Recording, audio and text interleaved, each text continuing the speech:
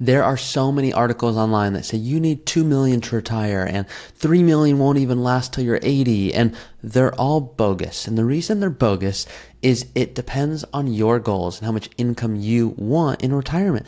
There are some clients of ours that would love to spend $30,000 a month in retirement, legitimately, $30,000 a month. We have other clients that go, $3,000 a month is more than I need. My home is paid off. I have a pretty simple life.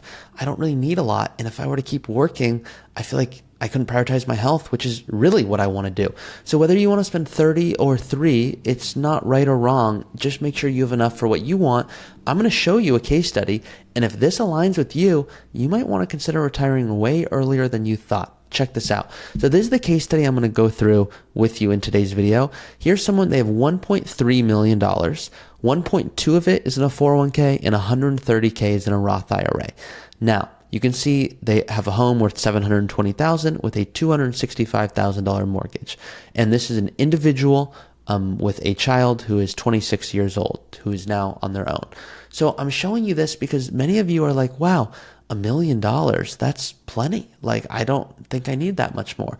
Other people will feel $1 million, that doesn't even begin my retirement conversation. So I'm going to show you how much this person is spending. And if you're like, wow, that really doesn't align with me, that's okay. Make sure that you use this tool or work with an advisor to understand how much you need. And if you're like, wow, this really resonated because I don't need to spend as much as this person and I have more than this person, why on earth am I working? It's something to consider. My name is Ari. I am a Chief Growth Officer here at Root Financial, host of the Early Retirement Podcast, and I'm a CFP, a Certified Financial Planner. Let's look at this case. So in this case, John, he works a really healthy job that allows him to also do other things in life. He doesn't feel all of his time is taken up by his work, but he would like to have confidence if he knew for whatever reason he was laid off. So his goals, he wants to retire at 60. And he's 56. He wants to spend $5,000 a month, $15,000 a year on vacations, but just for the first few years, long-term care and buy new cars, but not the bougiest cars. So this is John's retirement plan. So many of you are like, wow, I'm not that different from John. If we look at his current plan here, I was playing around and tweaking some things that I'll show you guys in a little bit. But his current plan here, it shows he's on track if he were to live till 100 for $752,000. So here he is. He has 1.3. We had put in all of these assumptions here that I'm going to turn off to make it easy to look at. He was saying, maybe I help my kid with a wedding. Maybe I buy a new RV. Maybe I do a home remodel. I'm going to turn all of those off. So with his current existing plan, this is really what it looks like. He has 1.3. He works till he's 60, at which point he has 1.6 million. He's spending more while he has his energy and his health. He's taking more trips. He's enjoying life. Then Social Security comes on at 70. And now, all of a sudden, he's not spending as much and his retirement's looking pretty good until there's some big long-term care costs. And it looks like at about 100, there's 1.1 million. Now, many of you are like, well, I don't want to plan on 100. You don't need to. Do whatever you want. But this is just an example of someone who has $1.3 million with the majority of it pre-tax, by the way, meaning he put money into his 401k. He got a deduction. His money's growing. Now he's going to take it out and have to pay taxes. He wants to spend $5,000 a month. The one thing that he is missing here is healthcare. Depending on when he retires, say he retires at 60. Healthcare, I mean, it could easily be $12,000 a year. That is a definite reality. If that's the case, does that mean he can't retire? No. It's just something you need to plan for. So I'm sharing this because so many of you are like, yeah, but what about healthcare? What about long-term care? I assume long-term care for 5 years. Maybe it's not $40,000 a year. Maybe it's $80,000 or $60,000 a year. Well, it's going to depend. Obviously, you're going to see a big dip if you were to put a high number at the end here. Well, now there's 800,000 left over at age 100. But I invite all of you to go in here and dream big. So John's main worry is what if he gets laid off? So if John did get laid off at 56, which is his age today, and he wanted to plan for a very safe retirement, he'd be in a tough spot. Because guys, here's where he would be. You can see every year John works is helping a lot. Because right now, you could see his plan would dwindle significantly if he just stopped working immediately. But what if he worked 2 more years? How much does that help the plan? Well, you can see here, it's still not there quite, but all of a sudden his assets are dwindling, and then he's kind of living off Social Security, not spending as much. His portfolio is barely staying afloat. So you don't want to be there either. But one thing to consider is, this is long-term care costs, vacations, new cars. Could he decrease the amount of new cars or vacations? Of course, but you don't really want to do that. What you'd rather probably do is work a little longer. If John works till 59, well, now he's in a very different position where his retirement looks like there's about 400,000 at the end. But if he were to pass away at 95, as an example, there'd be $1 million.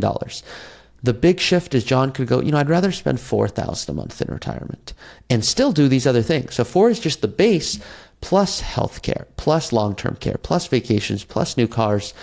Well, now John's looking at, potentially 1.3 million at 95 and 800,000, assuming 5 years of long-term care expenses, which by the way, the average is about 2.5. So I'm just being extra conservative.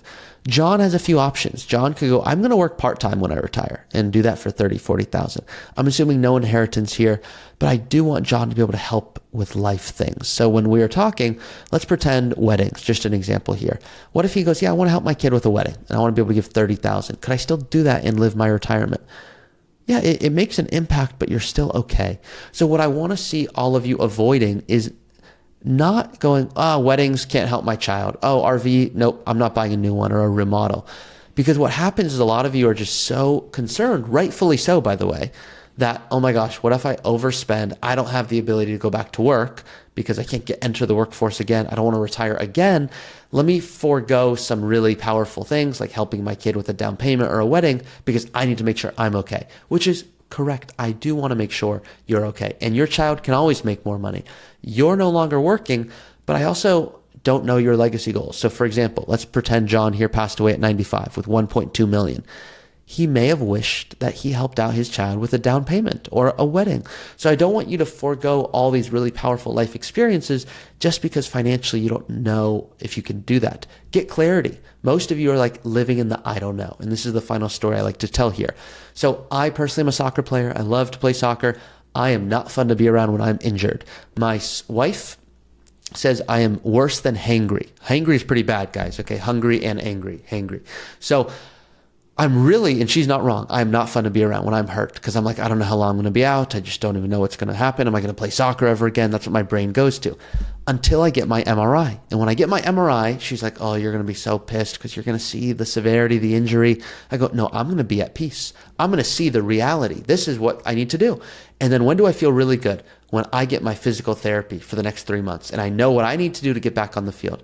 That's the same thing I'm giving you guys right now. This is the MRI. Some of you don't want to see your MRI. I invite you, don't be that person.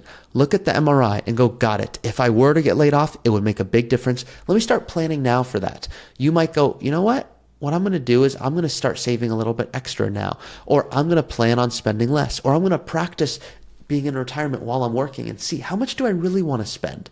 Get really clear on what you want your retirement to look like and don't just assume it's going to be like everyone else's. So if you have 1.3 million and you're like, hey, I want to retire at 60 and I want to spend 5,000 a month and plan for healthcare and long-term care and do all these, help out a kid with a wedding or vacations.